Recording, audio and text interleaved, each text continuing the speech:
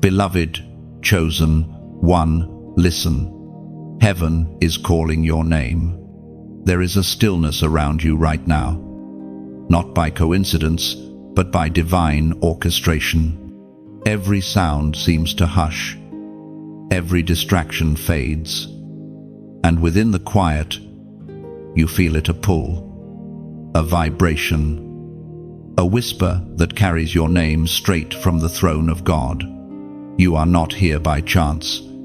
You are not reading this by accident. This is heaven's interruption. You have been walking through a season that felt confusing, almost invisible. The world went on, and you wondered if anyone noticed your faithfulness. Your prayers whispered in the dark, your tears hidden under the weight of responsibility. But the Lord saw it all. Every unseen act of endurance was a seed planted in the soil of purpose. And now heaven says it is harvest time. Chosen one, you were never meant to blend in. The ordinary could never contain you. From the beginning of creation, your name was etched into divine blueprints. Before your parents even spoke your name aloud, God had already spoken it into eternity. You are not an afterthought. You are the manifestation of divine intention. Heaven pauses for moments like this, moments when destiny collides with awareness. You feel it in your spirit. Don't you? That weight pressing on your chest is not anxiety, it's calling. That trembling in your hands is not fear, it's anointing, awakening. God is marking you, even now, for a mission far greater than comfort or applause.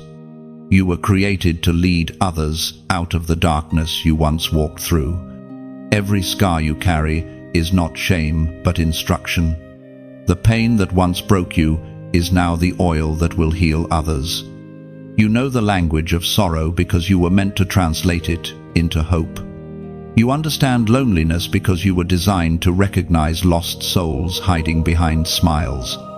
Your story was never random, it was divine training.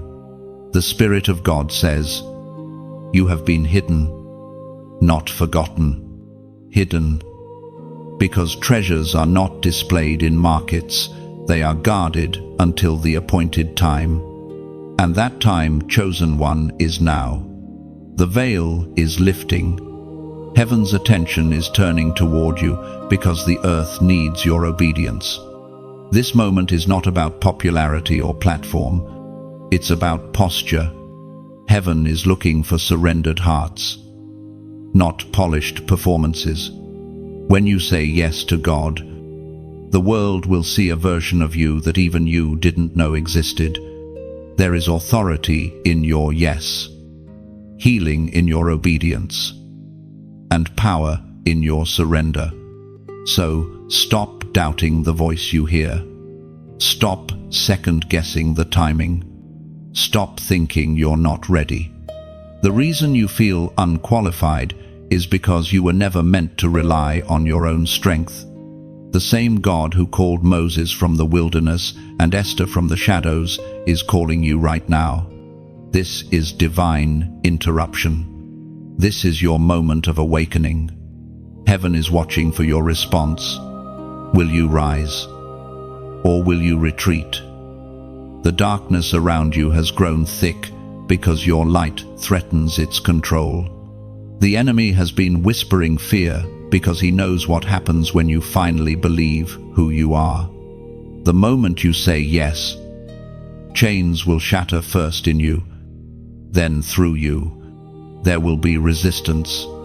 The world never applauds the awakening of a chosen soul. But remember, this light doesn't need permission to shine. It only needs to be uncovered. And you, yes, you are being uncovered right now. You were born for this divine hour. As the Spirit spoke through the prophet Jeremiah, chapter 1, verse 5, "Before I formed you in the womb, I knew you. Before you were born, I set you apart. I appointed you as a prophet to the nations. These words echo through eternity, reminding you that purpose precedes existence. God is not consulting your past to decide your future.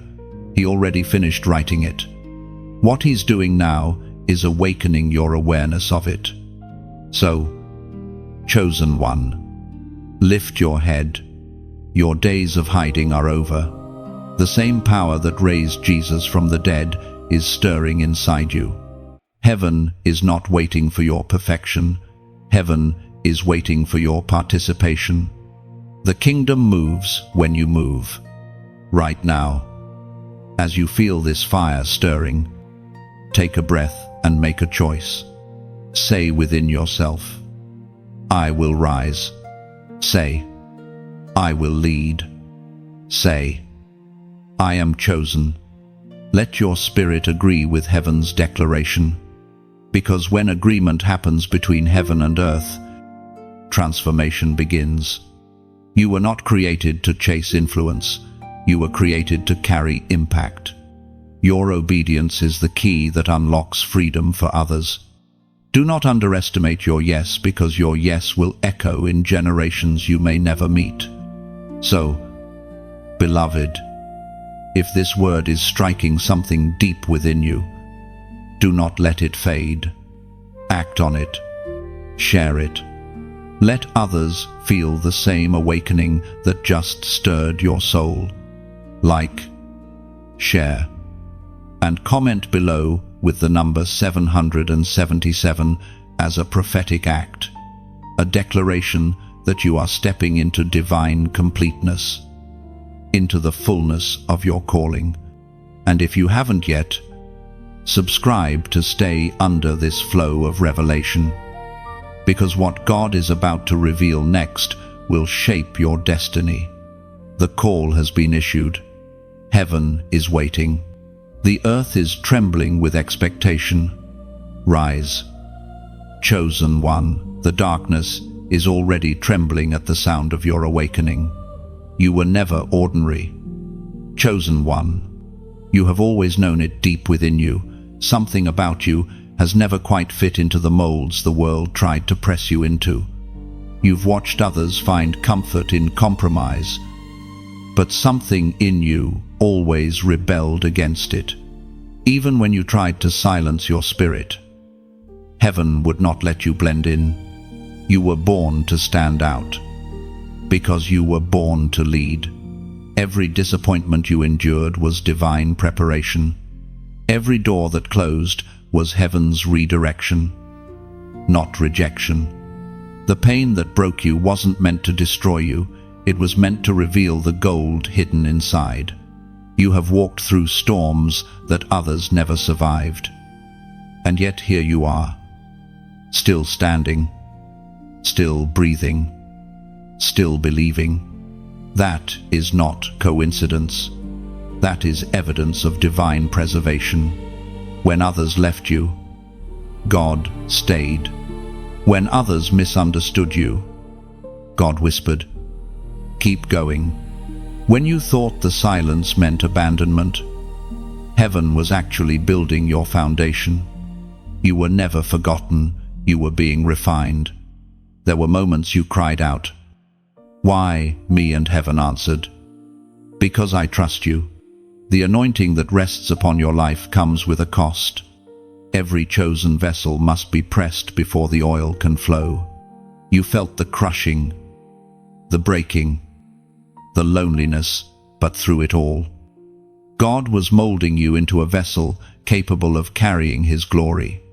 Look back for a moment, and you'll see it, the pattern of grace woven through every season.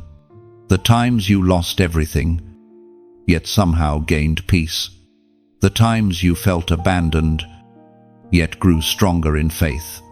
Every heartbreak, every setback, every betrayal, they all became building blocks of divine resilience.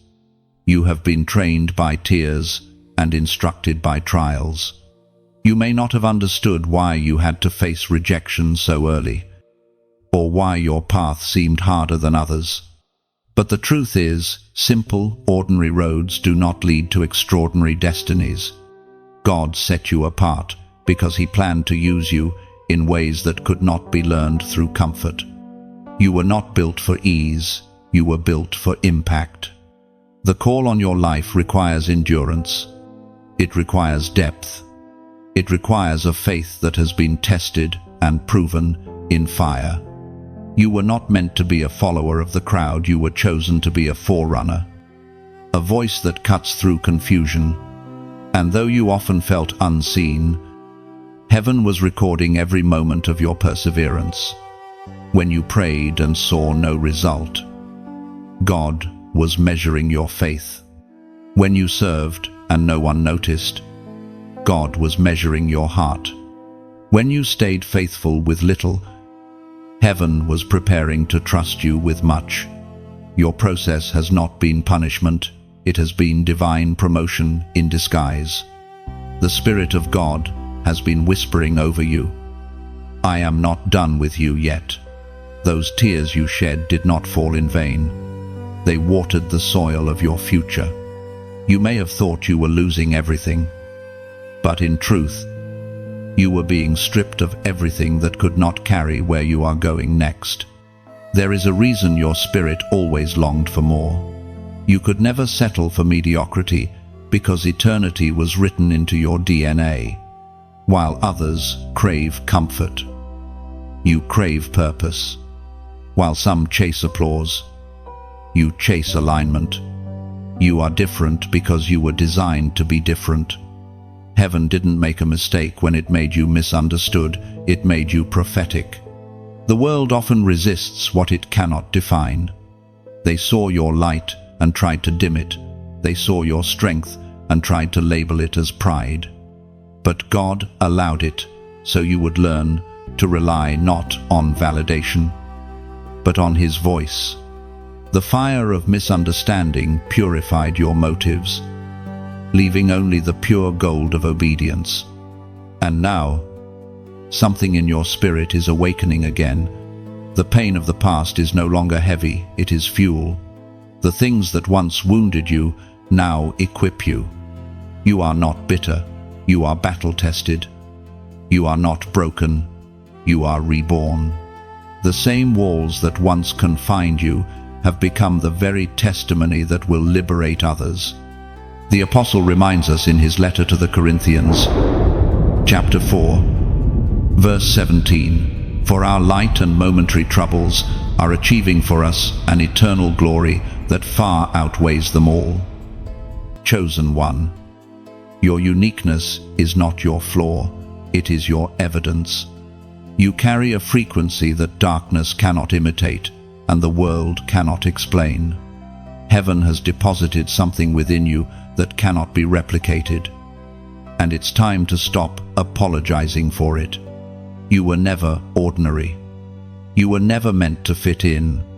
You are heaven's disruption to the plans of darkness, a divine anomaly walking in human form. Every detour, every delay, every sleepless night, they were all preparation for the unveiling of who you truly are. Now stand firm. Do not shrink back into the shadows that once defined you. Let the light within you burn without apology. The world needs what God placed inside you. You were not called to mirror others, you were called to mirror heaven. And the time to reveal that reflection is now. The weight of the mantle rests upon you now. Chosen one, it does not fall lightly. You can feel it, the holy pressure pressing upon your shoulders, the unseen gravity of divine responsibility. Heaven has placed something within your spirit that cannot be ignored. You are being summoned to lead, to speak, to guide. But with that calling comes weight. You've sensed it for a long time. The ache in your chest when others compromise. The righteous restlessness when injustice rises. The stirring in your soul when you see people wandering in confusion. It's all evidence that the mantle has already begun to rest upon you. You are not just living a life, you are carrying an assignment. At times, it feels too heavy. You ask God, "Why me? Why this burden?" But the answer is simple: because you were built to bear it. You were chosen because you can carry what would crush others. The mantle doesn't come because of perfection, it comes because of preparation. And every hardship behind you was shaping your shoulders to hold this weight. Do you remember the seasons when you felt like you were breaking under invisible pressure, when you cried out for relief? Yet heaven remained silent. That silence was not neglect, it was formation. God was strengthening you, layering endurance into your spirit. Every no you heard was a not yet, and every delay was the divine hand calibrating your timing. The mantle always feels too big at first. It should. It reminds you that you were never meant to rely on your own strength. The true leader of light knows the weight of surrender before the glory of leadership. You cannot lead others out of darkness until you've learned to walk with light, even when it costs you everything. You are being entrusted with something sacred. It's not about titles or recognition, it's about souls. Heaven doesn't crown egos, it crowns servants. The greatest leaders in the kingdom are those who kneel first. To wear the mantle of God is to carry both power and humility in the same breath. You will feel misunderstood. Those who once walked with you may no longer understand your direction. Some will question your motives, others will envy your rise. But remember this: the mantle attracts opposition because it carries light, and darkness cannot comprehend it. When they talk, stay silent. When they doubt, stay steadfast. When they turn away, keep walking. You are not following them, you are following the voice that called you. Your obedience is more powerful than your explanation. Stop trying to justify why you're different. Stop apologizing for the fire in your spirit. That fire is not arrogance, it is evidence of divine commissioning. You carry the breath of heaven, and every step you take shifts the atmosphere. To carry the mantle is to live aware that your words carry weight.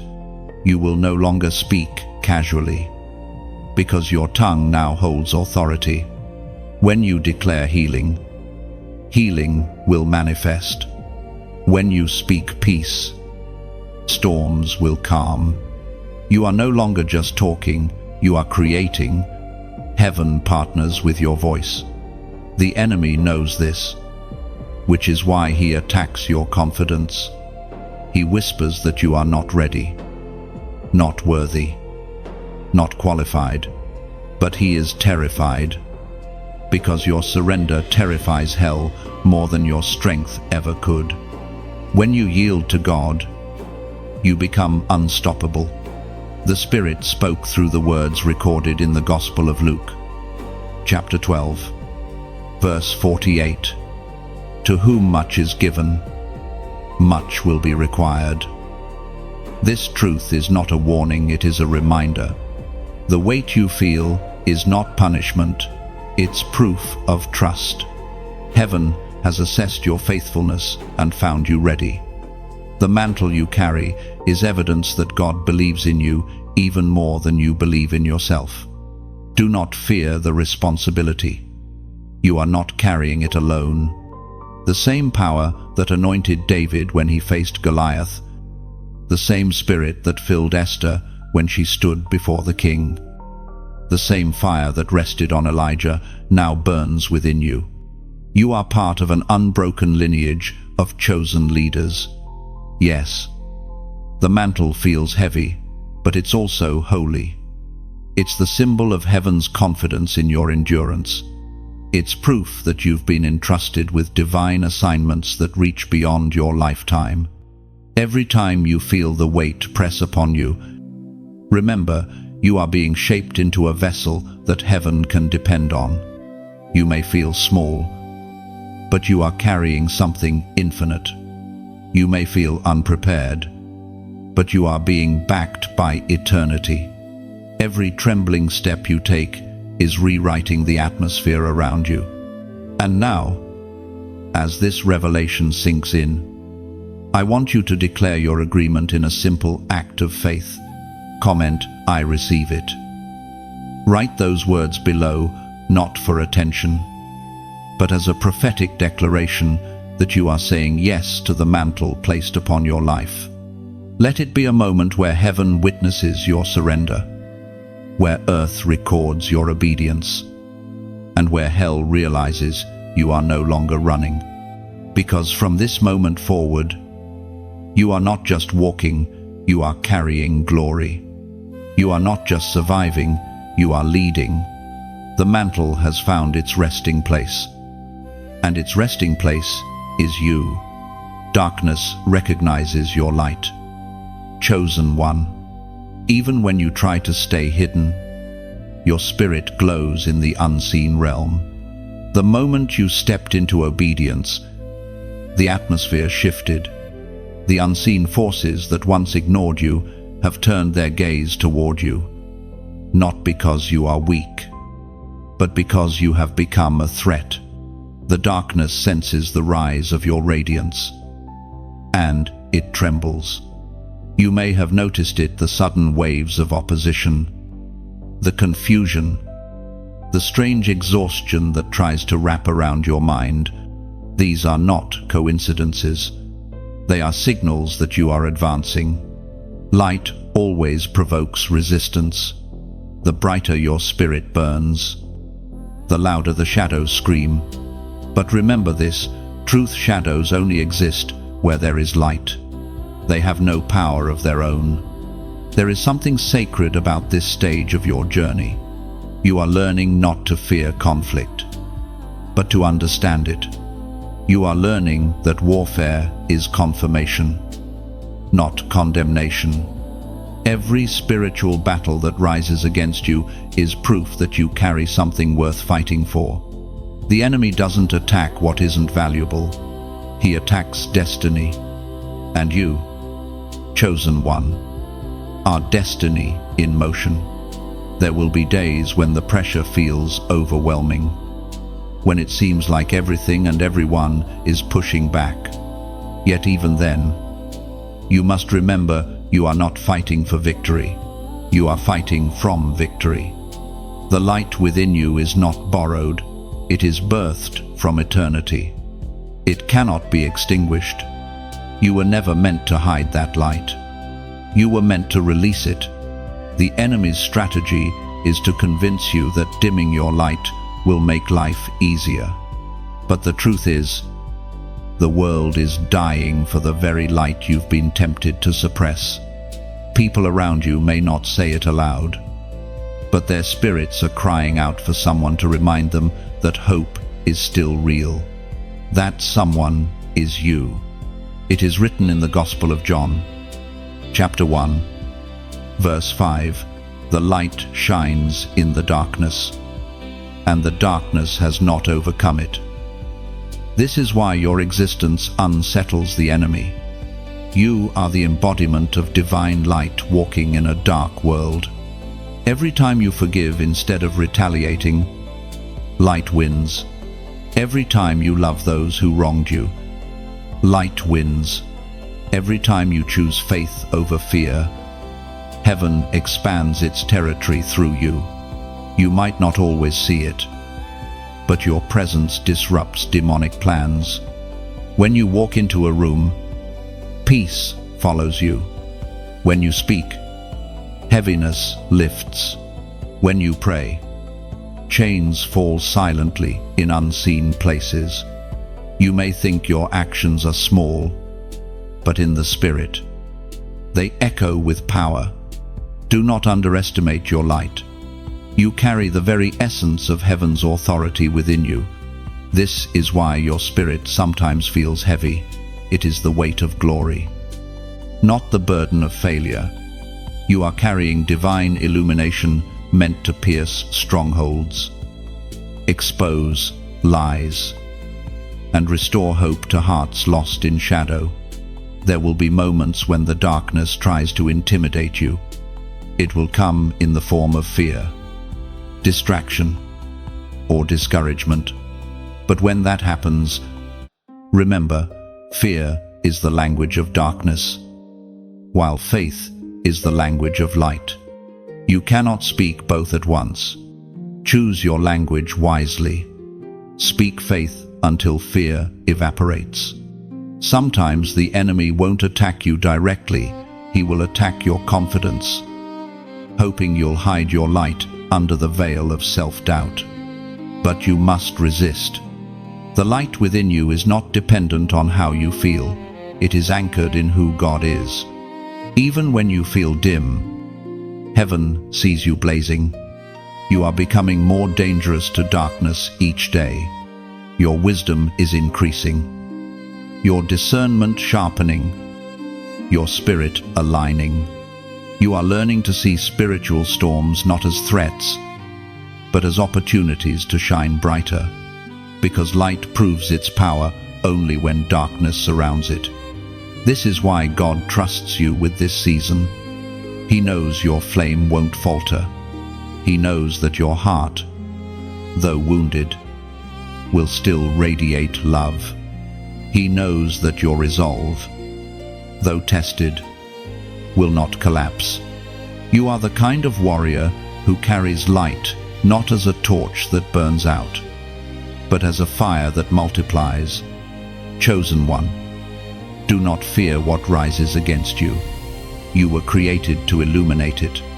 The deeper the darkness, the greater your brilliance will appear. You are not in danger. You are the danger to every power of darkness that thought it could silence you. The world is shifting. Souls are awakening. The lines between night and dawn are blurring. And God is sending you into places where others fear to go. You are a living answer, a radiant reminder that the darkness never gets the final word. So walk boldly, child of light. Every step you take is a declaration of victory. Every breath you exhale carries the fragrance of heaven. The darkness may roar, but it cannot win because you, chosen one, were born of light, and light always prevails. The isolation season is never easy. Chosen one, it is the hidden classroom of heaven, the sacred chamber where God removes every unnecessary voice so you can finally hear His. You did not wander into this solitude by mistake. You were led here, guided by unseen hands, called away from the noise so that your spirit could be recalibrated. You've noticed how certain doors suddenly closed, how people who once walked closely with you have drifted away, how the familiar places that once comforted you now feel empty. That is not punishment, it's preparation. God isolates those He intends to elevate. You cannot lead others out of darkness until you've first learned to stand in silence with Him. In the beginning, the quiet feels painful. You find yourself questioning why it seems like everyone else is moving forward while you're standing still. But solitude is never stillness, it's sacred motion. In silence, roots grow deeper. In hiddenness, foundations are strengthened. What looks like delay to you is often acceleration in heaven's timing. You are not being ignored, you are being instructed. The isolation season is where God detoxes your soul from the approval of people. It's where He weans you off the need to be understood. You learn to walk not by sight, not by confirmation, but by conviction. You start hearing God's whisper more clearly because distractions no longer drown Him out. It is during these quiet hours that heaven shapes true leaders. Every chosen soul goes through this wilderness. Moses did. David did. Even Jesus withdrew to lonely places to pray. Solitude has always been the forge of divine strength. When God hides you, it's because He's molding your spirit for the spotlight of purpose. There were nights you cried and thought you had lost everything. But if you look closely, you'll realize that in losing, you found clarity. You discovered who truly stands with you when applause fades. You learned that silence doesn't equal absence. It's often the sound of God rearranging everything for your next chapter. According to what is revealed in the Gospel of Luke, chapter 5, verse 16, "But Jesus often withdrew to lonely places and prayed." Even the Son of God needed solitude to sustain his assignment. You, too, must embrace it not as exile, but as invitation. The wilderness is not the end, it's the womb of new beginnings. In isolation, your faith matures. You stop chasing validation because you start craving presence. You stop asking, "Who's with me?" and begin asking, "God, what are you showing me?" You realize that being unseen by people is not the same as being forgotten by heaven. Hidden seasons are divine incubators. What grows there will eventually bless many. God is not just teaching you patience, He is teaching you power under control. The world glorifies exposure, but heaven values preparation. Every hidden season carries the quiet echo of a coming unveiling. You are being refined, not rejected. God hides His best soldiers until the battlefield requires them. And when the time comes, you will emerge with a strength that no stage can fabricate. You will speak with wisdom that can only be born from silence. You will carry peace that no crowd could give and no chaos can steal.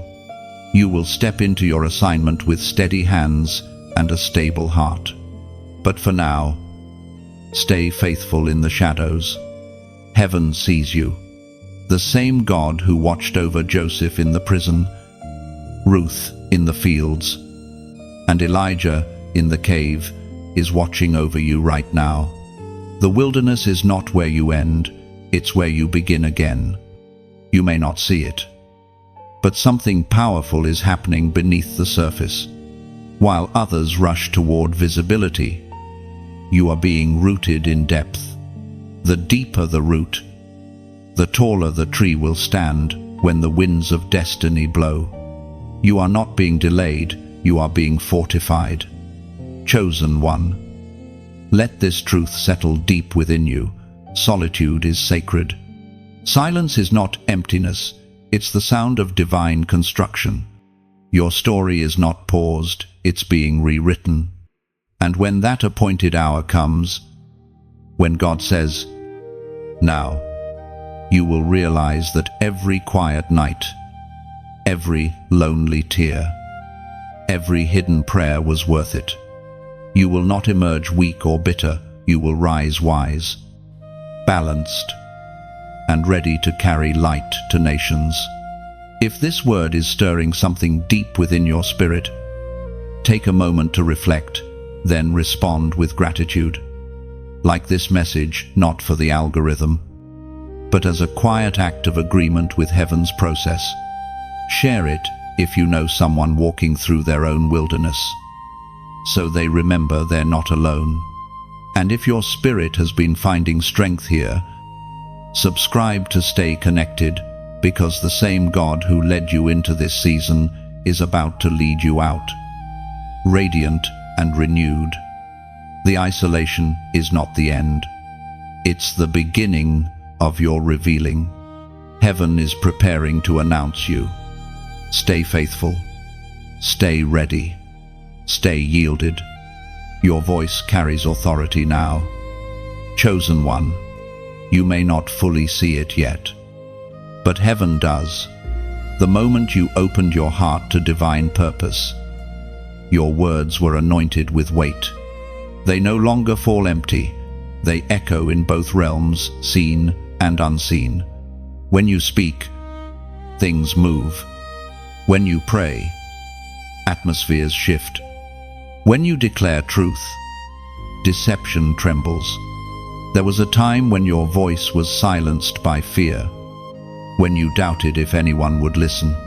You learned to keep your revelations to yourself because misunderstanding hurt more than rejection. But now, God is saying, open your mouth. This is the hour where silence becomes disobedience. Your words were not given to you for secrecy, they were given for impact. You carry a frequency that does not belong to this world. When you speak in alignment with heaven, angels respond. The unseen begins to rearrange itself to match the sound of your obedience. That's why the enemy worked so hard to shut you up. He attacked your confidence, distorted your voice with doubt, and made you question your worth. Because if you ever realized what your words can do, darkness would lose another territory. The truth is, every syllable you release carries creative power. Your declarations shape reality. Your prayers open doors that no man can close. Your praises pierce through oppression like arrows of fire. The power of your voice isn't in volume, it's in agreement. When your words align with heaven, they become law in the spirit.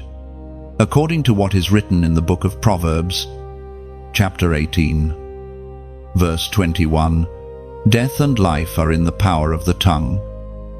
That truth has always been there, but now it's awakening in you.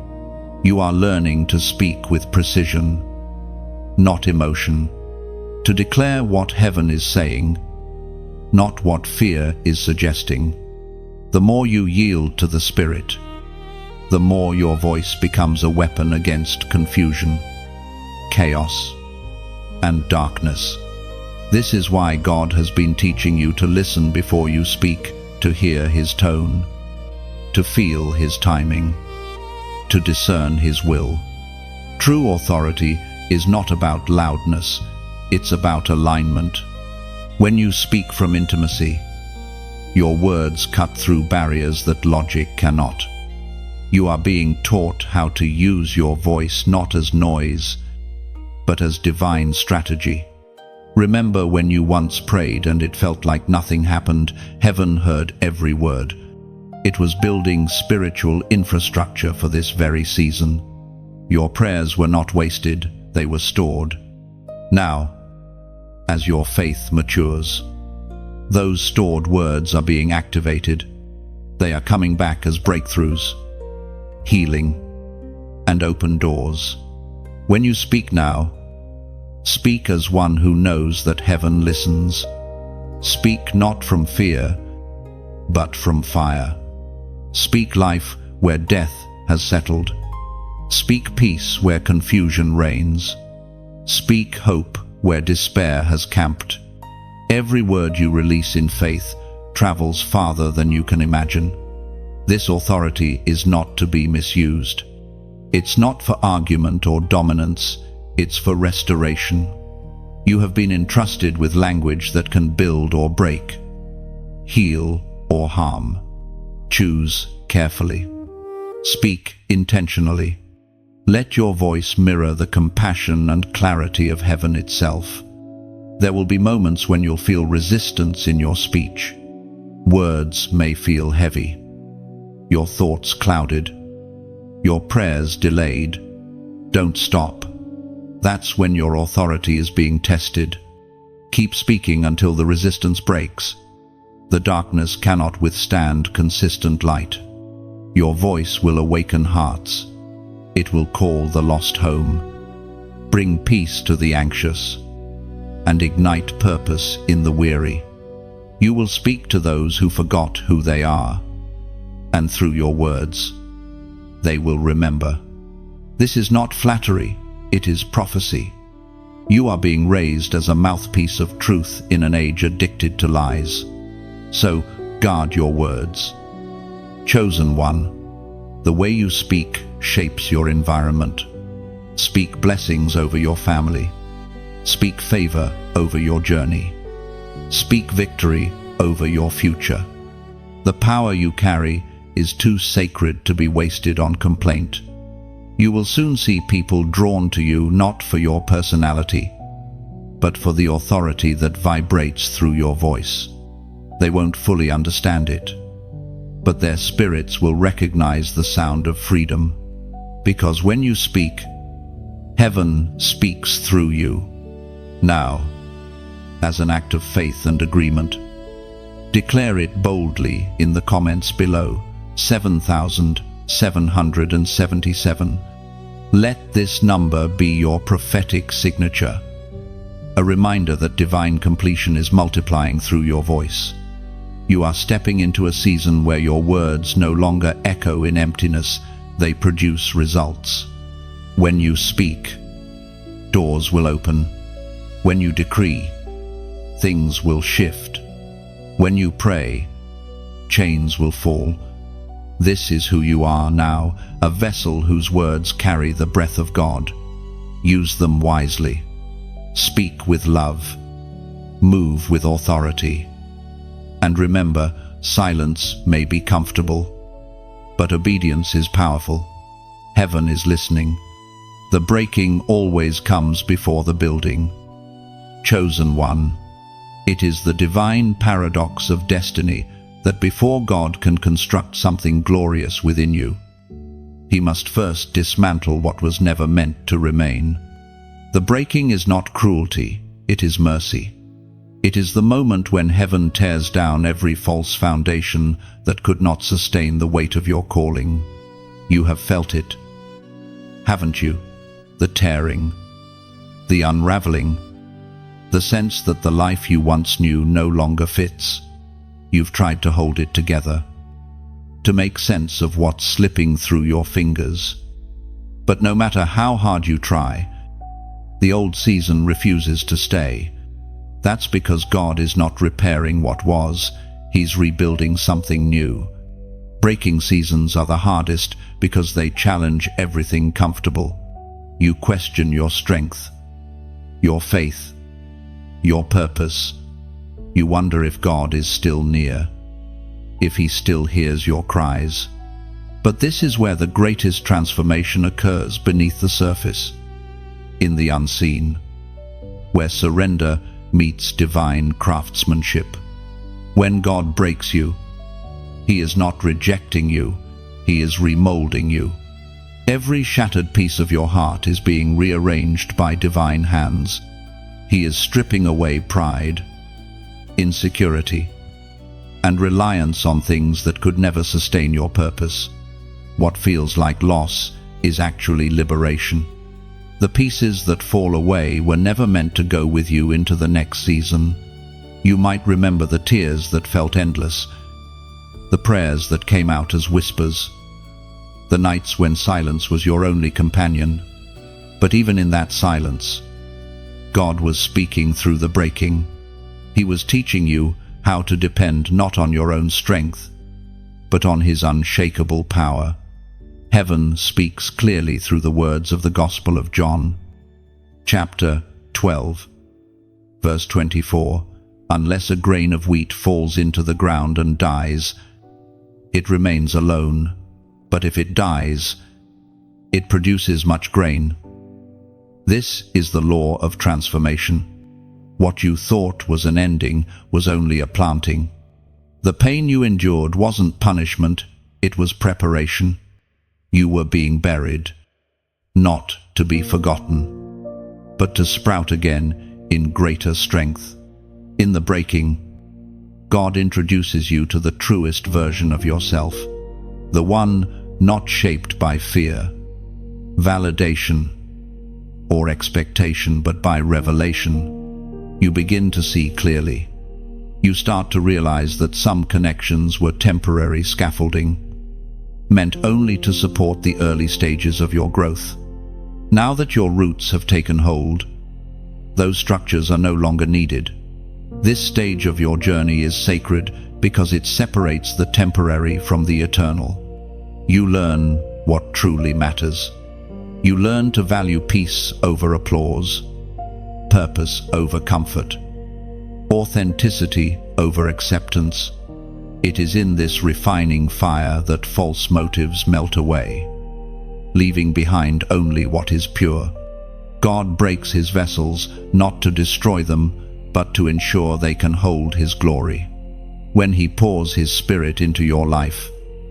He cannot allow cracks of pride or fear to leak His presence, so He reshapes you. It's painful, yes, but necessary, because the next version of you requires a foundation that can carry fire without burning, truth without pride, and love without compromise. There will come a moment when you'll look back on the breaking and whisper, "Thank you, Lord." You'll see how every disappointment redirected you, how every heartbreak humbled you, how every unanswered prayer was really divine protection. What once felt like an ending will be recognized as the very doorway to destiny. This is the mystery of the kingdom. You must die to live. You must surrender to rise. You must be emptied to be filled. The breaking doesn't mean you are finished. It means you are finally ready. Chosen one. Let the breaking do its work. Do not rush it.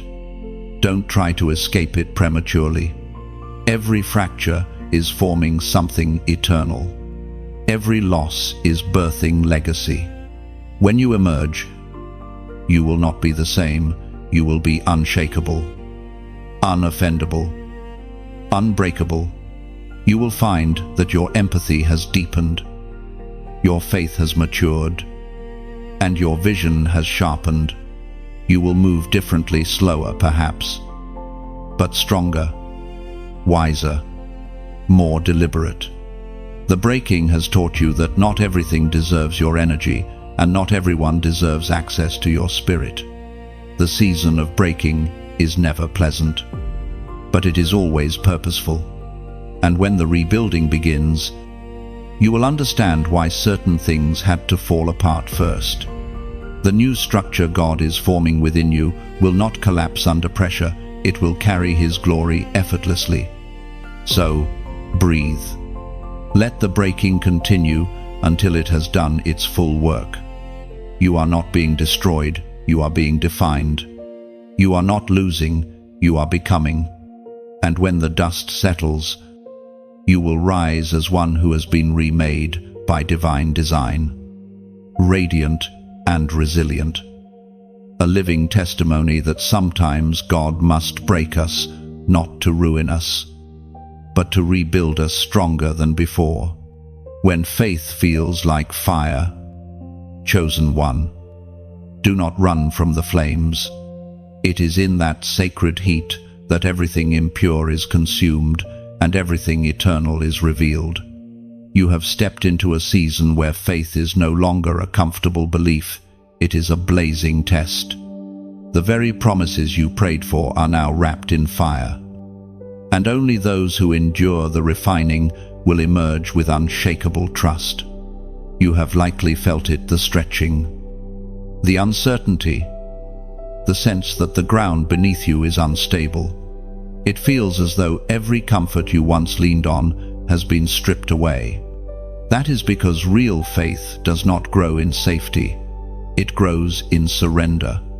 Faith becomes fire when God removes every crutch, forcing you to rely on nothing but His unseen hand. This is the sacred paradox of divine growth. The moments that feel like abandonment are often the ones that carry the deepest revelation. The furnace is not your enemy, it is your birthplace. God is not punishing you, He is purifying you. The flame that surrounds you is not sent to consume you, but to confirm you. When you said, "Use me, Lord," heaven heard you. But to use you, God must first purify you. Every true vessel of light must be forged in holy fire, because that is where imitation burns away and authenticity is born. The fire teaches you to depend not on visible evidence, but on invisible truth. It teaches you to walk by faith even when everything within you screams for certainty. The prophet Isaiah once declared the words that now echo through your journey. Found in the book of Isaiah, chapter 43, verse 2. When you walk through the fire, you shall not be burned, nor shall the flames scorch you. Those words are not poetic reassurance, they are divine promise. You are not merely surviving the fire, you are being shaped by it. You are walking through what others feared to enter. The flames that were meant to destroy you are instead revealing the gold within you.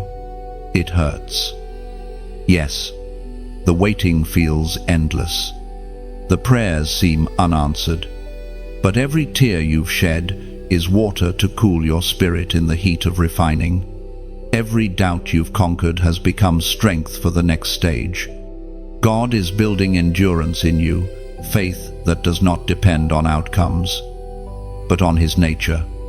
Faith in the fire is not loud. It's not dramatic. It's quiet, steady, anchored in the whisper. Even if He doesn't deliver me the way I expect, I will still trust Him. That is the kind of faith that frightens the enemy, because it cannot be manipulated by circumstance. Look back at your journey. Every time you thought it was over, somehow, grace found you. Every time the pressure rose, peace appeared from nowhere. You have been walking through flames for longer than you realize, and yet, not a single part of you has been destroyed. That is proof of preservation. Proof that the fire cannot burn what God has sealed. The truth is, the fire exposes what words cannot. It reveals what your heart truly believes. When the comfort fades, when the blessings pause, when you have nothing left but your yes, faith becomes refined into something immortal. You begin to see clearly that your trust in God was never about what He gave, but about who He is. And that is the victory of this season. You are learning to stand even when nothing makes sense. You are learning to sing even when the night is long. You are learning that the absence of visible miracles does not mean the absence of God. In the fire, you are discovering that He was always with you, quiet, constant, faithful. The heat may still rise, but so does your strength. You are no longer fragile. You are forged. Your prayers are no longer shallow requests. They are declarations of unwavering trust. You have moved from belief to conviction, from comfort to calling. When you emerge, and you will not carry the smell of smoke, only the fragrance of endurance. Those who doubted you will marvel at your peace. Those who mocked your faith will witness your glow. The fire will become your testimony. So, chosen one, do not curse the flames. Bless them. They are the birthplace of your power. Every flicker is purifying your motives, refining your vision, deepening your capacity to carry divine purpose. You are not burning, you are becoming. The furnace may feel fierce now, but soon you will see the very heat that felt unbearable was the hand of God shaping you into something that can never again be shaken. You will walk out of this with a faith that does not flinch, a heart that does not fear, and a voice that cannot be silenced. Hold steady. The fire is almost finished. What remains will be pure gold.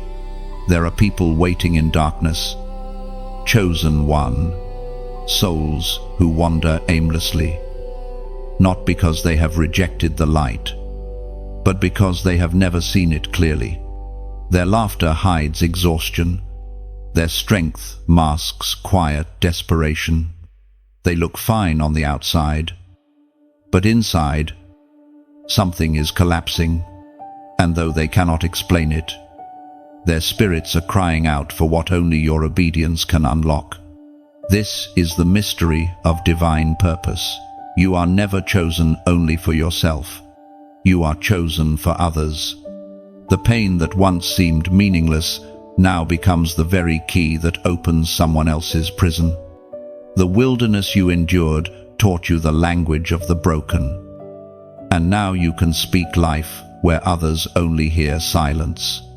You are their proof that survival is possible. Somewhere, right now, there's a heart ready to give up. And heaven is whispering your name as the answer. Someone will find direction through your story, courage through your scars, healing through your words. That is why your obedience matters. This is not about fame or followers. It's about rescue. Every yes you give, God becomes a light for another soul, still trapped in the shadows. The people waiting in darkness are not far away. They might be in your family, your workplace, your city, or passing you in silence every day. You may not recognize them by face, but your spirit will. You'll feel a gentle pull toward them, a nudge that says, "Speak now." Encourage them. Tell them what I told you. That is heaven's signal. Do not ignore it. When you finally step forward in courage, something divine happens. The chains that held you once begin to shatter in others. Your freedom multiplies. The more you release your story, the more light expands. The darkness has no defense against a heart that carries both truth and compassion. And as that light flows through you, heaven begins to orchestrate divine encounters, moments where your words reach exactly the one who needs them. Sometimes it will be a stranger's tears, sometimes a friend's silence. You won't always see the impact, but every act of obedience sends ripples through eternity. In those moments, you'll understand that leadership isn't about grand stages or applause. It's about presence, the way you walk, the peace you carry, the mercy in your eyes. All of it preaches louder than sermons. You are becoming a living message, a walking beacon of grace for those still finding their way home. Scripture says in the Gospel of Matthew, chapter 4, verse 16, "The people who sat in darkness have seen a great light. And upon those who sat in the region and shadow of death, light has dawned." That dawn begins with you. You are not just a receiver of grace, you are a distributor of it. You are not just a survivor of battles, you are a liberator of captives. When you speak of what God has done, darkness loses ground. When you pray for those forgotten, heaven invades their night. You were not rescued simply to rejoice. You were rescued to reach. This is why your journey felt so heavy, because your deliverance was meant to carry others with it. Every victory you experience is not complete until you use it to help someone else rise. That is the rhythm of divine light. It multiplies when shared. Think about how far you've come. The nights when you almost gave up. The mornings when you forced yourself to keep believing. The battles that tried to break your spirit, all of it was refining your empathy. You can now recognize pain in a glance. You can sense heaviness without words. That sensitivity is not weakness, it's assignment. God has trained your heart to detect the hidden suffering of others so you can lead them toward healing. This is why you must not stay silent anymore. Your story carries deliverance. Your voice carries permission for others to believe again, to trust again, to live again. You don't need a microphone to lead. Your compassion is your pulpit. You don't need a title to impact. Your authenticity is your authority. The darkness has been counting on your silence, hoping you would believe the lie that your story doesn't matter. But your story is a sword. Every time you tell it, chains break. Every time you show love to someone overlooked, light expands its territory. And now, chosen one, it's time to respond, not out of emotion, but out of alignment. I want you to comment, Lead me, Lord. Write it below as your declaration of readiness.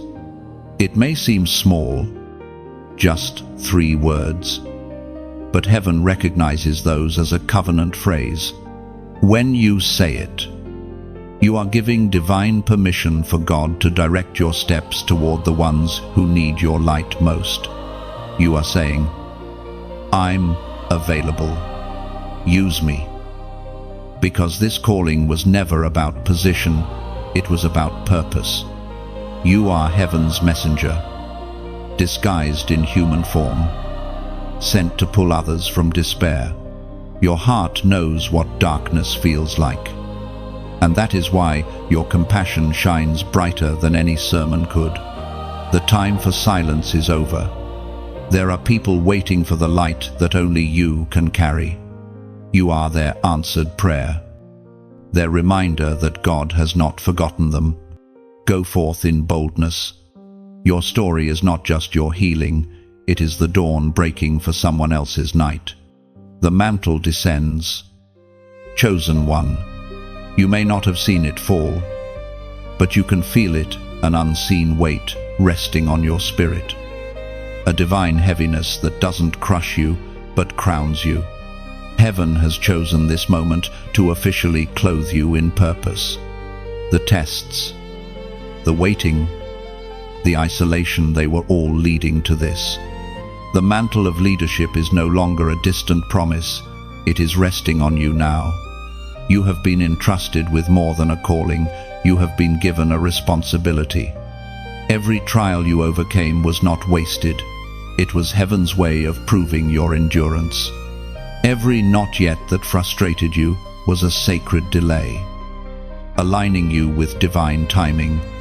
And now, the mantle comes not as a surprise, but as confirmation.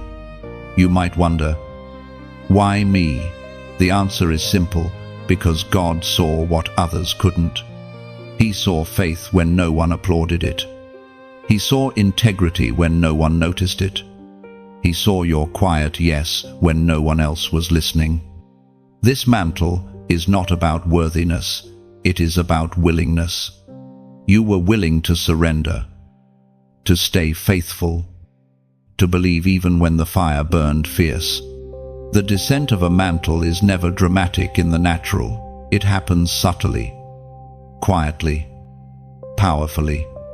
You'll notice it in the way your words start carrying peace. You'll sense it when others begin to find strength just by being near you. You'll see it when prayers you whisper begin to shape outcomes far beyond your reach. That is how heaven confirms that the mantle has truly settled. Sometimes the mantle reveals itself through moments of discomfort, when God stretches you beyond your comfort zone. When new responsibilities appear suddenly, do not shrink back. Those challenges are not burdens, they are confirmations that heaven trusts you enough to test the strength of your new anointing. And in quiet moments of reflection, you will realize that your very presence becomes a sanctuary. People will confide in you, drawn not by words, but by peace. The mantle turns you into a living altar, a place where others encounter the presence of God through your calm, your compassion, and your unwavering faith. The ancient words in the first book of Samuel, chapter 16, verse 13, declare, "Then the Spirit of the Lord came powerfully upon David from that day forward." David was anointed in obscurity, surrounded by few, seen by none, but heaven recorded it. And just like David, your anointing does not need an audience, it only needs obedience. When the mantle comes, it marks you permanently. You cannot unfeel it. You cannot return to smallness once you've tasted divine purpose. With this mantle, your discernment will deepen. You'll begin to see beyond appearances, to sense truth and deception, peace and confusion. You'll start to notice how environments shift when you arrive, not because of who you are, but because of what you carry. Heaven's presence travels with you. You are not just a believer, you are a carrier of divine atmosphere. This is a sacred transition. The mantle does not make you better than others, it makes you more accountable. Heaven now watches your stewardship closely. The same hands that placed the mantle on you will strengthen you to bear it. But you must remain humble, teachable, and tender-hearted. Authority without humility becomes corruption. God trusts you not because you are perfect, but because you remain pliable in His hands. Do not compare your calling to anyone else's. Mantles come in different forms. Some are visible preachers, prophets, builders, reformers. Others are silent intercessors, healers, restorers of peace. But all carry equal weight in Heaven's design. Your mantle is unique to your DNA. It fits no one else. There will be moments when you'll doubt it. Moments when you'll question whether you're truly chosen. That's normal. Even Elijah, after seeing fire fall from heaven, hid in fear. But the mantle does not depart because of human weakness. It remains because of divine purpose. You are not sustained by your perfection. You are sustained by your surrender. So, walk with reverence. Speak with intention. Move with compassion. Every action now carries multiplied impact. The people around you will be drawn to your light, not realizing it's heaven shining through you. Let that light stay pure, free of ego, free of self-promotion. Remember, this mantle was never about you. It's about those you're called to serve. And as this revelation settles, I want to speak heart to heart with you. If this message has found its way into your spirit, if you can feel that holy weight pressing on your heart right now, take a quiet moment to acknowledge it. This is your confirmation. You have been prepared for this moment longer than you realize.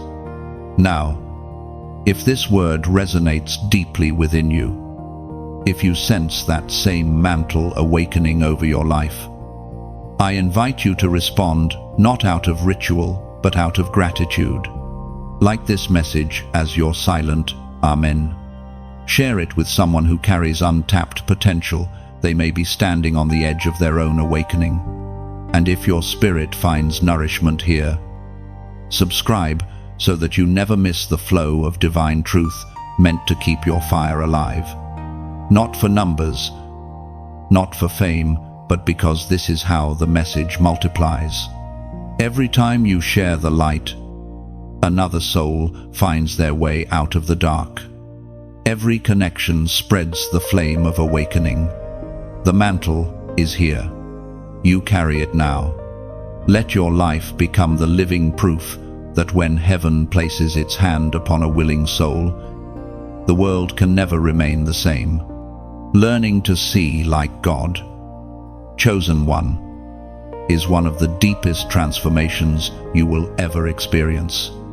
It is not simply about vision, it is about perspective. Human sight is limited to appearances, but divine sight penetrates the surface, perceiving the truth hidden within hearts. When heaven opens your eyes, you no longer see as the world sees. You begin to discern through the lens of eternity. This awakening of vision often begins quietly. You notice subtle shifts in how you perceive people. Where you once saw annoyance, you now see pain. Where you once saw arrogance, you now recognize insecurity. It is as if the veil between flesh and spirit has thinned, allowing you to glimpse the motives and emotions that words cannot reveal. This is not a gift for judgment, it is a call to compassion. The moment you start to see through divine eyes, your heart softens. You stop taking offenses personally because you understand that most cruelty is born of confusion. Most anger rooted in fear. God begins to teach you to look past behavior and perceive the brokenness beneath it. You become slow to speak, quick to listen, and merciful in your responses. The ability to see like God requires purification of heart. You cannot discern clearly through bitterness. You cannot perceive accurately through pride. The clearer your heart becomes, the sharper your spiritual sight grows. That is why the past seasons demanded your surrender, because clarity costs comfort. God has been cleansing the lenses of your perception, washing them with tears, polishing them with grace. The ancient words written in the first book of Samuel, chapter 16, verse 7, declare, "Man looks at the outward appearance, but the Lord looks at the heart." That verse is not merely observation, it is invitation. God is calling you to align your sight with His, to love what He loves, to value what He values, and to discern not by face, but by fruit. When your eyes mirror His, you begin to walk in wisdom that transcends logic. You stop reacting to situations and start responding from revelation. To see like God is to perceive potential where others see failure. You will encounter people others have written off, and within them, you will see hidden gold. You will recognize leaders inside those who see themselves as lost. You will speak to the light inside them until it wakes up. This is divine sight in motion, restoring vision to those blinded by despair. There will be times when what you see will weigh heavily on your spirit. You'll sense deception in smiles, danger in charm, or grief in silence. This sensitivity can feel burdensome, but remember, it's not given to crush you, but to guide you. Discernment is heaven's way of protecting you and positioning you. When your eyes are open, you cannot be easily deceived. God is teaching you to look beyond moments and into seasons, beyond actions and into intentions. This gift allows you to walk wisely, to invest in what will bear fruit and step away from what drains your spirit. It's divine strategy disguised as empathy. You will also begin to see yourself differently, no longer through the distorted mirror of past mistakes, but through the reflection of grace. God will show you what He saw all along, a vessel of light shaped through brokenness, chosen to carry healing into fractured spaces. You will start to treat yourself with the same compassion you extend to others, understanding that the Creator's vision for you was never marred by your failures. Seeing like God also transforms how you view time. You stop fearing delays because you understand divine timing. You begin to notice patterns, realizing that what feels like waiting is often orchestration. God reveals how every piece of your story fits into a greater masterpiece. What once felt like confusion becomes evidence of precision. This vision carries authority, but also humility. You will learn that true sight is not about control, it's about surrender. You are not given revelation to manipulate outcomes, but to align with heaven's rhythm. The clearer your sight, the quieter your spirit becomes.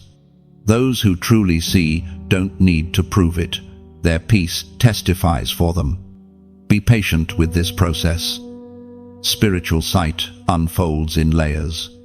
Some days it feels blindingly clear, other days it feels clouded. Trust the rhythm. Even prophets had moments of uncertainty. What matters is not constant clarity, but constant connection. Keep your heart close to the one who sees all, and your perspective will stay pure. As you mature in this gift, you'll notice that your prayers change. You stop asking God to remove people who hurt you and start asking Him to reveal what's wounded within them. You stop demanding explanations and start requesting understanding. This is the maturity of divine vision, to seek healing. Not revenge, restoration. Not retribution. And when you walk in that kind of sight, darkness loses its disguise. You see traps before you step into them. You recognize divine opportunities before others notice them. You navigate life with the quiet confidence of one who knows they are guided by unseen wisdom. Chosen one. This is what it means to see like God, to live with eyes open and heart tender, to perceive truth and still choose love, to recognize pain yet respond with peace. Your vision has been redeemed, your sight has been sanctified. From this point forward, walk not by appearances, but by revelation. You are learning to see as heaven sees, and nothing on earth will ever look the same again. The prophetic voice awakens within you now. Chosen one. It begins as a whisper, gentle, unassuming, but soon it swells into a river that cannot be contained. You may not have realized it yet, but the words that have been stirring in your heart are not your own. They carry the rhythm of heaven. They are divine messages wrapped in human language.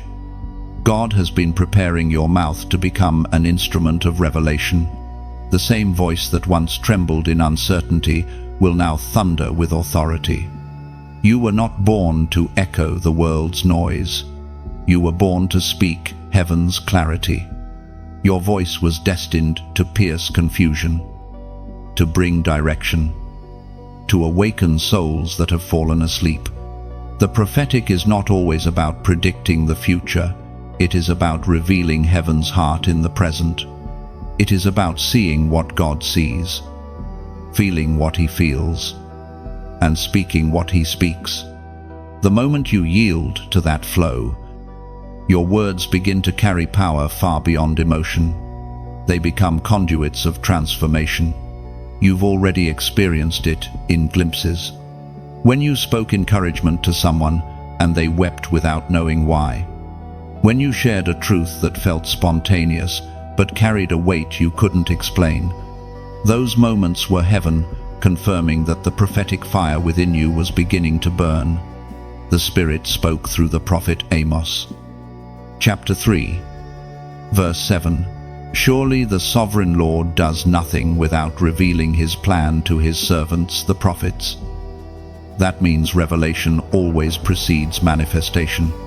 God chooses to whisper His plans to those He trusts, and you, chosen one, are one of them. You may not wear a title, but heaven recognizes your sensitivity.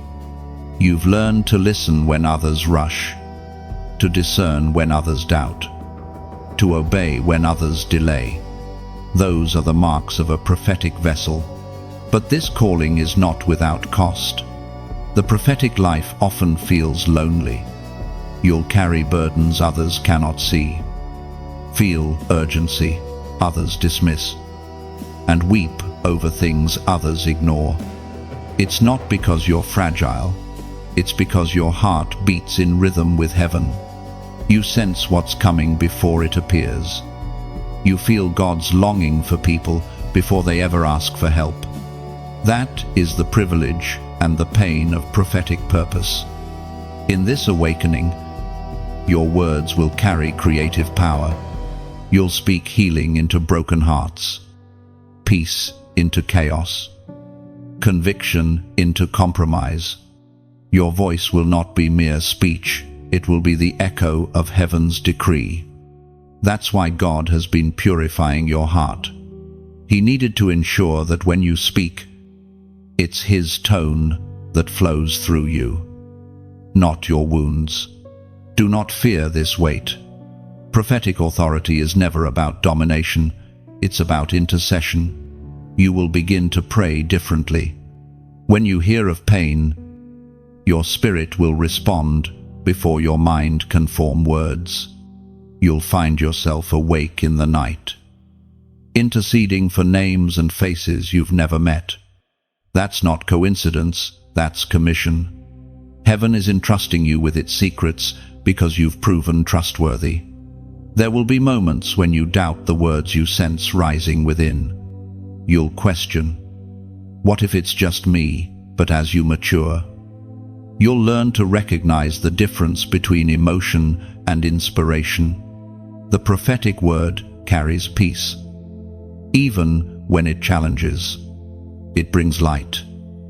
Even when it exposes, it restores. Even when it rebukes, that is how you'll know it's divine. God will train your timing as much as your tongue. Sometimes He will show you things not to speak, but to pray. Revelation without restraint becomes recklessness, but revelation in obedience becomes revival. So, learn the rhythm of silence and speech. Both are holy when used at the right time. You will not always be believed, and that's part of the process.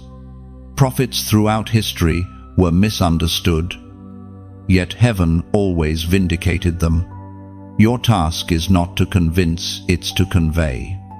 Once you've spoken what God has placed within you, release it. The outcome is not your responsibility. Obedience is. Chosen one. The world needs your voice. Not the polished, rehearsed version, but the surrendered one, the trembling one, the one that says what must be said, even when it's inconvenient. You carry words that will shift the atmosphere in homes, churches, and nations. The spirit of prophecy flows through you, not for performance, but for purpose. Now, if your spirit recognizes what is awakening within you, if you feel that fire stirring, even as you read these words, respond in faith. Comment 888. Let it be your prophetic symbol of new beginnings. For 8 represents resurrection and renewal. Every time you type that number, you are declaring, my prophetic voice is rising. I will speak as heaven speaks. Do not underestimate this moment. Heaven is watching for those who will say yes. Your agreement opens realms of revelation that have been waiting for you to step into. From this point forward, your words will no longer fall empty. They will build, heal, and realign destinies. You are not merely a messenger, you are a living vessel of divine utterance. Guard your mouth, nurture your intimacy, and speak only from overflow. For when you speak now, chosen one, even the silence listens. Confronting the serpents of doubt is one of the fiercest battles a chosen one must face. It does not happen outside of you, it happens within. Those serpents whisper softly, weaving lies around your thoughts, hissing questions that seem reasonable but carry poison. What if you're not really called? What if it was all in your head? What if you fail? Doubt is subtle. It does not announce itself with horns and thunder. It comes disguised as logic, caution, even humility. But make no mistake, its goal is paralysis. If the enemy cannot destroy you, he will distract you. If he cannot defeat you, he will deceive you into standing still, second-guessing the very words God already confirmed. You have heard those whispers before. In moments of exhaustion or isolation, they seem louder. But remember this, the voice of doubt always contradicts the character of God. God's voice convicts but never condemns. It corrects but never cripples. When the inner noise speaks of fear and failure, that is not your Father's voice. It is the hiss of the serpent trying to slither back into your garden. To confront these serpents, you must wield truth as your sword. The word is your defense, your weapon, your mirror. Every lie that tries to coil around your mind can only be cut by revelation. You do not argue with deception, you expose it to the light. The words of Christ recorded in the Gospel of Luke, chapter 10, verse 19. Thunder across generations. Behold, I give you authority to trample on serpents and scorpions, and over all the power of the enemy, and nothing shall by any means hurt you. This verse is not metaphor, it is mandate. You are not called to entertain the serpent's whispers, you are called to crush them underfoot. Every time you choose faith over fear, truth over confusion, obedience over hesitation, the serpent loses ground. But do not be surprised when these battles intensify right before breakthrough. The closer you get to fulfillment, the louder the hiss becomes. The serpent senses the coming shift and tries to convince you that you are unworthy, unequipped, unfinished. Yet even in this warfare, remember, it is not your strength that sustains you, it is your surrender. God never asked you to be flawless, He asked you to be faithful. There will be nights when the doubts feel heavy, when your prayers seem unanswered and your spirit feels weary. In those moments, hold fast to what you know instead of what you feel. Feelings fluctuate like tides, but truth is immovable, rock. The God who called you yesterday has not changed His mind today. Sometimes doubt doesn't appear as fear, it appears as overthinking. You replay conversations, dissect decisions, question motives, analyze outcomes. But overanalysis is just fear dressed in intellect. Faith does not need every detail, it needs only direction. You may not see the whole path, but obedience reveals one step at a time. The serpents of doubt thrive in confusion, but they cannot survive in clarity. Speak truth aloud. Remind yourself who you are and whose you are. Declare it until your spirit aligns again. I am chosen. I am covered. I am not alone. Words of faith starve the serpent's lies. You must also protect your atmosphere.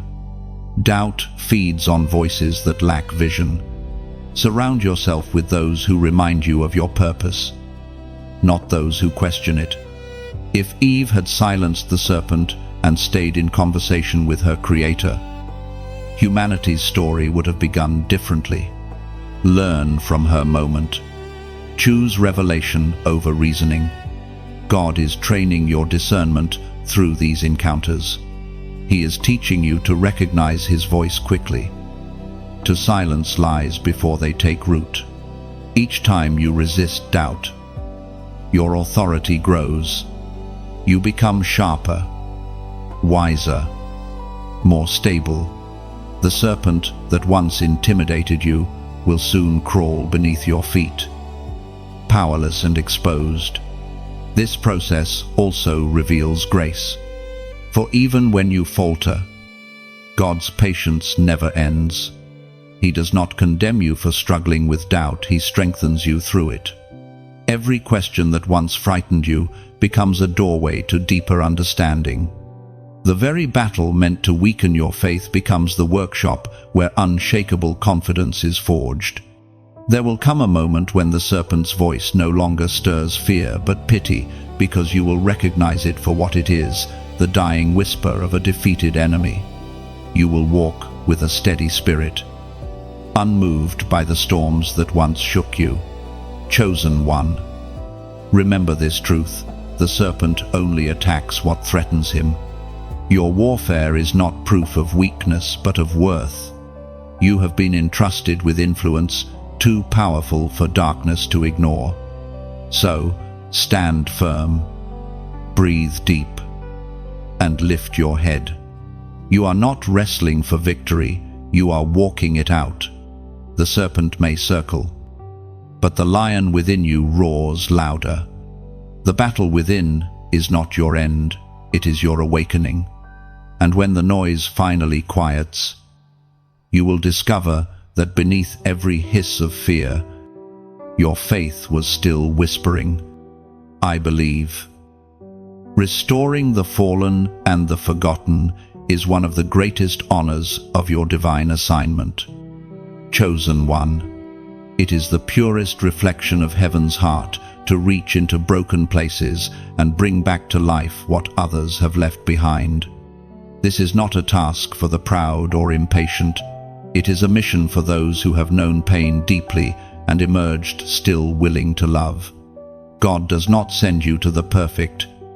He sends you to the wounded, the misunderstood, the ones whose voices have been silenced by shame. You will be drawn to people who remind you of who you once were, the overlooked, the weary, the ones barely holding on. This is not coincidence, it is calling. You are heaven's bridge to those drowning in despair. Restoration is delicate work. It requires patience, humility, and discernment. The fallen do not need lectures, they need presence. The forgotten do not need pity, they need someone who sees them. You will learn that the most powerful form of ministry is often not words, but consistent compassion. You will encounter souls who have built walls around their hearts, protecting themselves from further pain. Some will resist your kindness at first. They've been disappointed too many times, betrayed by hands that claimed to help. But do not withdraw. Keep showing up. Keep extending grace. Love that persists breaks even the hardest stone. The Spirit reminds us through the ancient words in the book of Isaiah, chapter 61, verse 1. He has sent me to bind up the brokenhearted, to proclaim freedom for the captives and release from darkness for the prisoners. Restoring others will require courage. Sometimes you will walk into dark places where others fear to go, into the midst of addiction, grief, betrayal, and loss. But remember, you carry light. You are not entering as a rescuer, but as a reminder that hope is still alive, that mercy still reaches, that no story is too ruined for redemption. You will need to balance compassion with truth. Restoration is not enabling, it is empowering. Some will want comfort without change, healing without surrender. But real restoration invites transformation. You must speak truth in love, guiding gently but firmly, reminding them that grace is not permission to remain broken, but power to rise again. There will be times when those you help will relapse, resist, or retreat. Do not lose heart. The process of restoration is rarely linear. Sometimes, the seed of healing takes time to germinate beneath the soil of resistance. Keep loving, keep praying, keep believing. You are not responsible for results, only for obedience. God will give you supernatural endurance for this mission. You will feel His compassion surge through you in moments you didn't expect. Tears will come for strangers. Intercession will rise, unplanned. You'll find yourself moved by pains you never personally experienced. That's not burden, it's participation in divine empathy. You are feeling what He feels for His children. In these moments, you will understand the mystery of grace. It flows through those who have been shattered, because only the broken can pour without measure. Your scars become conduits of healing. Your memories become maps for the lost. The same God who restored you now restores others through you. You will see miracles in the quiet, a hardened heart softening, a bitter soul forgiving, a forgotten dream flickering back to life. You may not always witness the full transformation, but trust that every act of love plants a seed. Heaven waters it long after you've walked away. Restoration will also change you. Each soul you help will mirror an old version of yourself, reminding you of how far you've come and how faithful God has been. You will begin to thank Him, not just for deliverance, but for the privilege of being used as a vessel of it. Chosen one. Restoration is not glamorous, but it is glorious. It is quiet, often unseen, but it echoes loudly in eternity. The world celebrates achievers, but heaven crowns restorers, those who stoop to lift, who love without demand, who believe even when others give up. As you walk this path, keep your heart tender. Never let fatigue harden your compassion. Never let disappointment dull your mercy. You are the hands that rebuild, the voice that reassures, the light that returns to forgotten corners. And in doing so, you reflect the very heart of Christ, the one who left the 99 to find the one, who knelt in the dust to lift the fallen, who restored the forgotten to their rightful place at the table of grace. This, chosen one, is your holy work, to restore what was broken, to remember the forgotten, to make visible again those the world chose to erase. And as you do, heaven will whisper with quiet pride, "Well done, faithful restorer. You have carried my heart well." Rise now, leader of light. The moment has arrived when you no longer simply carry the flame, you become it. Everything that has led you here, every breaking, every refining, every night of tears and every dawn of revelation has been preparing you for this exact hour. You are not waiting for permission anymore. Heaven has already released you. This is the unveiling of divine authority within you. The hesitation that once held you back begins to dissolve. The shadows that once intimidated you now retreat when you enter the room. You are walking not in arrogance, but in alignment. The mantle that descended upon you has matured into movement. The call that once whispered now commands. You have crossed from preparation to activation. God is not only speaking to you now, He is speaking through you. The light that has been growing quietly inside you bursts outward, touching hearts, shifting atmospheres, and rewriting the spiritual landscape around you. Where once you felt like a wanderer, you now walk like one sent with purpose, direction, and power. The ancient words from the book of Isaiah, chapter 60, verse 1, are now your living decree. Arise, shine, for your light has come, and the glory of the Lord rises upon you. Those words are not symbolic anymore, they are prophetic fulfillment. This is the hour where you step forward, carrying the radiance of heaven into a weary world. You are no longer just learning about leadership, you are embodying it. Being a leader of light does not mean being flawless. It means being fearless in obedience. You do not need the crowd's approval, you carry heaven's affirmation. Leadership in the kingdom is not measured by followers, but by faithfulness. Every act of obedience, every word of truth, every hand extended in love builds a legacy that hell cannot erase. You will begin to notice that your influence no longer needs effort. The peace you walk in will draw others. The authority you carry will settle storms around you. People will begin to seek your counsel, not because you advertise wisdom, but because heaven's presence rests tangibly upon you. But remember, true leadership begins at the feet of God. Stay grounded in prayer. Stay low in humility. The same light that elevates can blind if untamed by surrender. Your leadership must always flow from intimacy, not ambition. You will find yourself leading in unexpected ways, through kindness that disarms bitterness, through words that restore confidence, through silence that carries authority. Leadership in the Spirit is not loud, it is luminous.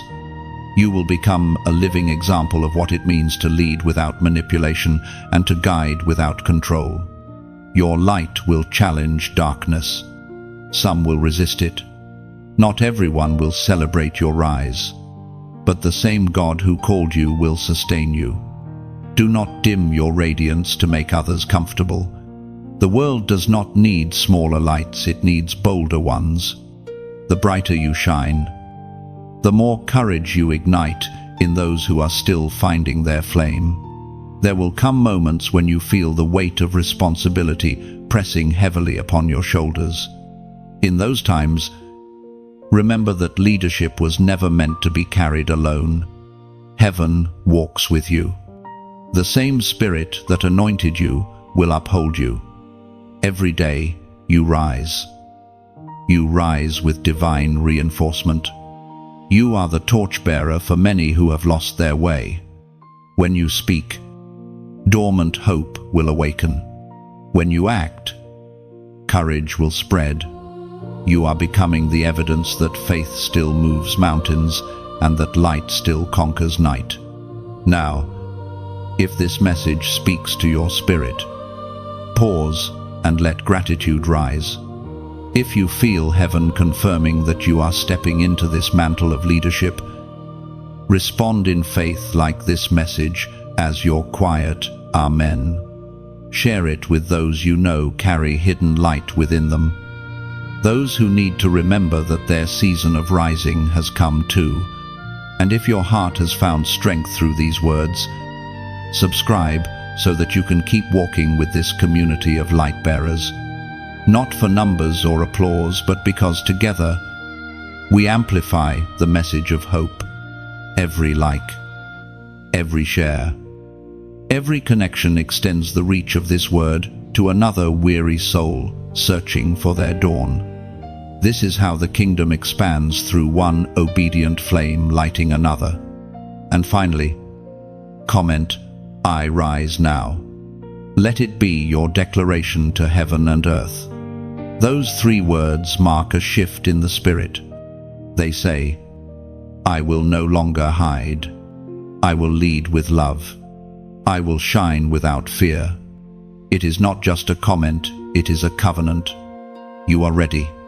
You have been forged, refined, anointed, and now released. The darkness has had its moment, but the light always wins. You are heaven's answer to someone's cry. You are a leader of light, unbreakable, unstoppable, unforgettable. Rise, and let your radiance rewrite the night. The kingdom marches forward. Chosen one, what began as a whisper in your heart has become a movement in the earth. You can feel it now, something divine unfolding, unstoppable and alive. The light that once flickered in isolation has multiplied into flames across countless souls who have awakened through your obedience. You are no longer a single torch. You are part of an advancing army of light. Heaven never intended you to carry this alone. The kingdom was designed as a living body, a network of surrendered hearts moving in divine rhythm. Every act of obedience from one chosen soul strengthens the faith of another. And now, that spiritual momentum is increasing. The earth is trembling under the weight of heaven's expansion. Everywhere you look, light is rising. It appears in the quiet compassion of a believer praying for strangers, in the courage of a voice speaking truth, in the forgiveness that disarms hatred. These are not isolated moments, they are manifestations of the kingdom in motion. What once seemed invisible is becoming undeniable. The divine order of heaven is unlike any earthly system. Kings of the world lead through power. Leaders of light lead through service. In the kingdom, Victory looks like humility. Strength looks like surrender. And influence looks like love. You have learned this truth through the fires of your own journey. The path upward always begins with kneeling. The words recorded in the Gospel of Matthew, chapter 11, verse 12, describe the force that now burns through you. The kingdom of heaven suffers violence, and the violent take it by force. This is not violence of destruction, but of determination, the relentless advance of faith that refuses to bow to fear. The world sees chaos, but heaven sees conquest. The kingdom is not shrinking, it is surging forward through the lives of those who refuse to give up. Through you, through those you've touched, through every act of light that defies the darkness. What makes this movement powerful is not its size, but its purity. It is built not on fame, but on faith. Not on numbers, but on obedience. Every whispered prayer, every unseen act of kindness, every tear shed in intercession contributes to this divine advancement. Heaven measures differently. What the world calls small, God calls significant. You may never see the full reach of your impact, but it echoes beyond your timeline. The seeds you've sown are germinating in hearts you'll never meet. The words you've spoken are traveling through generations unborn. This is legacy, the fruit of kingdom living. You were never just meant to live for today. You were meant to ignite eternity. As the kingdom expands, you will notice resistance intensify. Darkness does not yield quietly. But do not mistake opposition for defeat. Every battle you face now is proof that your light has authority. The enemy attacks what threatens him most. Yet even as warfare rises, so does wisdom. You are no longer the same warrior who began this journey. Your spirit has matured. You know how to fight without losing peace, how to stand firm without hardening your heart. God is raising you and others like you into formation intercessors, healers, teachers, reformers, each carrying a unique expression of divine fire. You are part of a prophetic generation marked by resilience. The kingdom moves not through slogans or ceremonies, but through surrendered lives that radiate transformation. You will begin to see divine connections forming around you, people drawn by the same spirit, carrying pieces of the same vision. These alignments are not coincidences, they are kingdom strategy.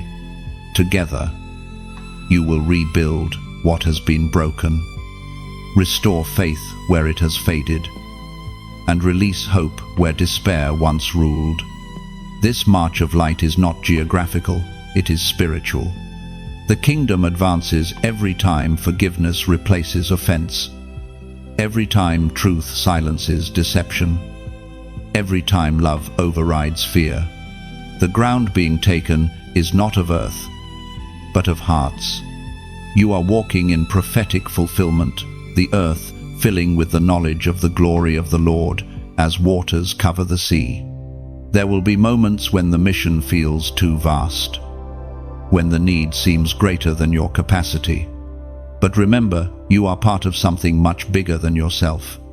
The strength of heaven flows through you. You are a single flame in a global wildfire of grace, a note in heaven's symphony of renewal.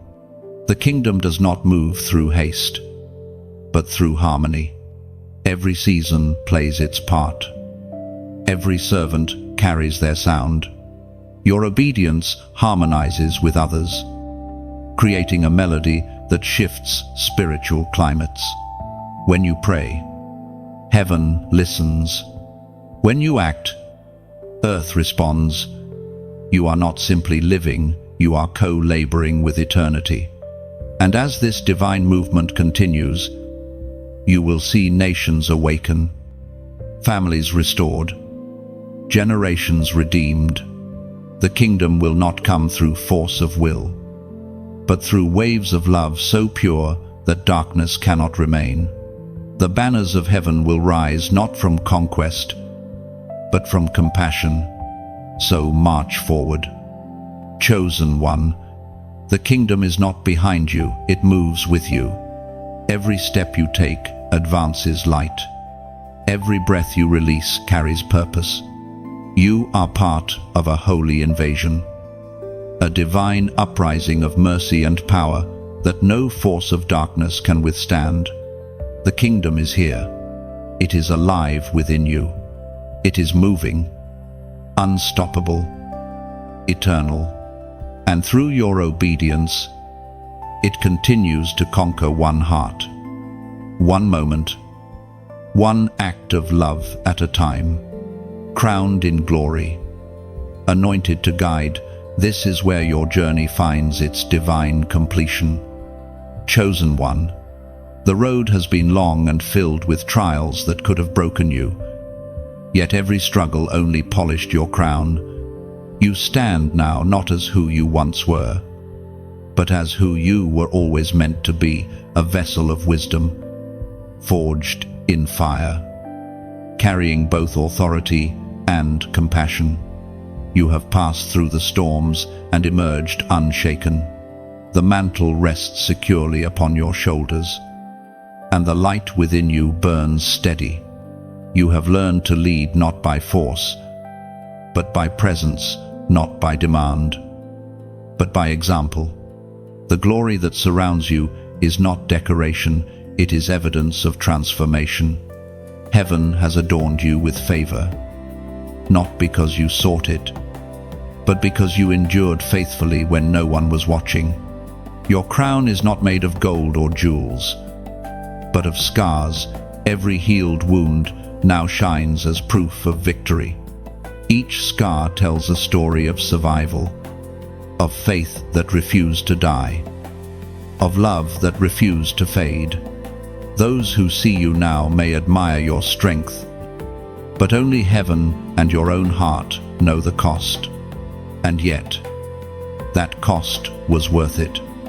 For now, you carry an anointing that cannot be imitated, a wisdom that cannot be taught, and a peace that cannot be stolen. The sacred words recorded in the Gospel of Matthew, chapter 25, verse 23, echo softly across your spirit. Well done, good and faithful servant. You have been faithful over a few things. I will make you ruler over many. Those words are not distant promises, they are heaven's recognition of your present reality. You have ruled faithfully in the small places, in the unseen seasons, and now God entrusts you with greater influence, not for status, but for stewardship. You are called to guide others as one who has walked through both darkness and dawn. Who knows what it means to wait, to weep, to war, and finally to win? The anointing upon you now is not the same as before. It carries a gentleness that commands more power than aggression ever could. You no longer need to prove your calling. Your fruit speaks for itself. You have learned that true strength is not loud, and true leadership is not control. It is love expressed with divine precision. Where once your steps were uncertain, now they are steady. Where once you sought confirmation, now you move with quiet conviction. You walk as one who knows that heaven walks beside you. Every decision you make now carries eternal weight, yet also eternal peace. You are no longer wrestling with identity, you are resting in it. Your presence alone will begin to bring stability where chaos reigned. You will be called into places of confusion and contention, and simply by standing there, order will return. That is the mark of divine authority, peace that radiates beyond personality. People will sense something different, something holy, and though they may not understand it, their spirits will respond. You are becoming a spiritual architect, one who helps others build what God has placed in their hands. You will teach not through theory, but through testimony. You will show them how to rise without bitterness, how to lead without pride, how to walk in light without forgetting the lessons of darkness. And, as you guide others, you will realize that your leadership is not about direction, it is about impartation. Those who follow you will not merely imitate your actions, they will absorb your spirit. They will catch your faith, your steadiness, your compassion. You are not just leading, you are multiplying light. Do not fear the magnitude of what lies ahead. You are not stepping into the unknown, you are stepping into fulfillment. Everything you need is already within you. Every tool, every word, every ounce of strength has been placed there through years of preparation. Now is the time to move with grace, to guide with wisdom, to rule with humility. The crown you wear is not temporary, it is eternal. It signifies that you have been found faithful, that your obedience has reached heaven's approval. You have been tried and trusted, refined and released. You are no longer merely a follower of divine will, you are a partner in it. The light within you will continue to draw others, not to you, but to God. That is the highest calling, to reflect glory, not to own it. You will walk into rooms and hearts will awaken. You will speak and chains will fall quietly. You will live. And lives around you will realign with heaven's rhythm. Chosen one, this is your coronation in the Spirit, a silent ceremony where God crowns you not before crowds, but before creation itself. The heavens know your name, the earth recognizes your authority, and the darkness, it remembers your resilience. You are crowned in glory. You are anointed to guide. You are the fulfillment of promises once whispered in your wilderness. Walk forward, radiant and resolute. For the story that began in breaking now ends in brilliance, and the light that burns in you will never go out. Chosen one, you have walked through every season of the journey, from calling to crushing, from isolation to illumination, from breaking to building, and now you stand in fullness. You have learned that destiny is not found in the applause of others, but in the quiet yes whispered to God in the middle of the storm. Every word you have read, every moment your spirit stirred, was heaven reminding you you were never ordinary. Now, your story continues beyond these pages. The same light that has risen within you must now flow through you. The world is waiting not for perfection, but for presence. Carry this fire wherever you go. Let your compassion speak louder than fear. Let your obedience outshine every obstacle. And if this message has moved something deep within you, if you felt the voice of heaven confirming your purpose, take a small step of faith right now. Like this message as a symbol of gratitude. Share it so that another weary heart can remember that they, too, are chosen. Comment below with the words, "I carry the light," not as a gesture, but as a declaration. Each comment becomes another spark, another flame spreading across the earth. And if you have found strength here, subscribe and stay connected. This isn't just another channel, it's a gathering of those who are awakening to their calling. Together, we rise, one light joining another, until darkness no longer finds a place to hide. The world will remember this generation as the ones who did not shrink back, who chose faith over fear, purpose over comfort, and light over compromise. You are part of that movement now. Go. Chosen one, shine.